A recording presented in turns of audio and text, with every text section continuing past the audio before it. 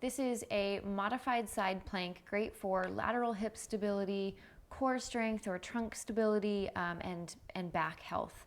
So we're gonna come onto our side. There's a couple different variations that we can do here, and I will show you all of those variations here. So you're gonna come onto your elbow and your hip, and we're gonna align our feet, our hips, and our shoulders in a straight line. So if I were showing you from the side, feet, hips, and shoulders are all in a straight line, and my knees are forward of my body. Okay, and from this position, I want you to collapse into that rib cage so that you feel that all of that shoulder stuff is completely disengaged. And then that allows you to find the full engagement. So we're gonna drive down through our forearm to engage the lat, engage the obliques. Okay, engage all the way through the trunk and the spine.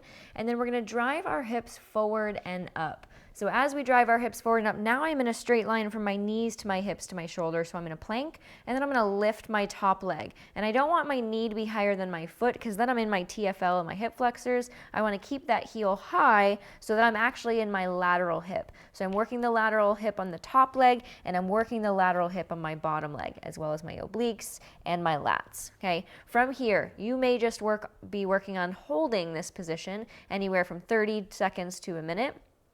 Second variation would be to do repetitions. So driving our hips forward and up, and then reaching down and back, spine stays straight, and I'm just tapping my hip, I'm not resting, forward and up. Hips down and back to tap, maintaining the pack of the shoulders, hips forward and up. So really great for connecting to that lateral hip, connecting to the spine, gaining core stability. Okay, these are the repetitions.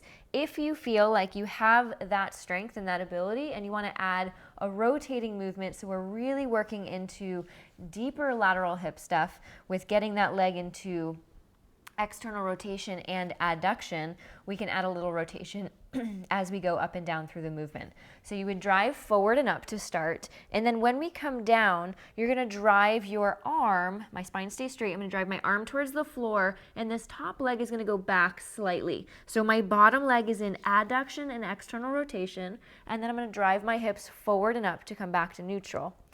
Hips will go back, arm will go forward, top leg goes back slightly, so I'm controlling through this lateral hip here, and then drive the hips forward and up. So you can call this a modified side plank with rotation or a rotational bridge.